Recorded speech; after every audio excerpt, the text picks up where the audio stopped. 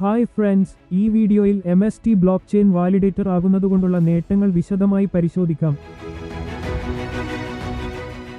ഒരു public block ചെയിനിൽ validator ആകുക എന്നത് വളരെ കുറച്ചു പേർക്ക് വളരെ കുറച്ചു സമയത്തേക്ക് കിട്ടുന്ന അവസരമാണ്.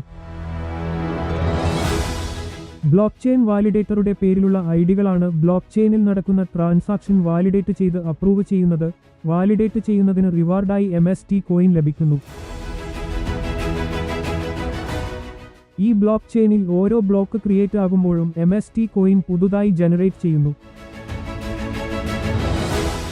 അങ്ങനെ ഈ ബ്ലോക്ക് ചെയിനിലെ മുഴുവൻ കോയിനും മാർക്കറ്റിലേക്ക് വരാൻ 20 വർഷം എടുക്കും. അതായത് ഇപ്പോൾ ഒരു ഫ്രാക്ഷനെങ്കിലും വാങ്ങി വാലിഡേറ്റർ ആകുന്നവർക്ക് 20 വർഷത്തോളം റിവാർഡായി MST കോയിൻ ലഭിക്കും.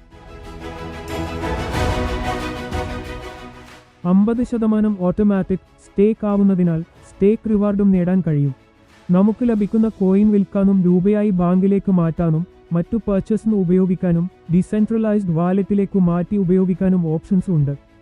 ഓരോ ദിവസവും ഫ്രാക്ഷൻ വില കൂടിക്കൊണ്ടിരിക്കുകയും ഓരോ നോഡ് ആക്ടിവേറ്റ് ആകുമ്പോഴും റിവാർഡ് കിട്ടുന്ന കോയിൻ കുറഞ്ഞു വരികയും ചെയ്യുന്നതിനാൽ എത്രയും വേഗം ഫ്രാക്ഷൻ സ്വന്തമാക്കൂ.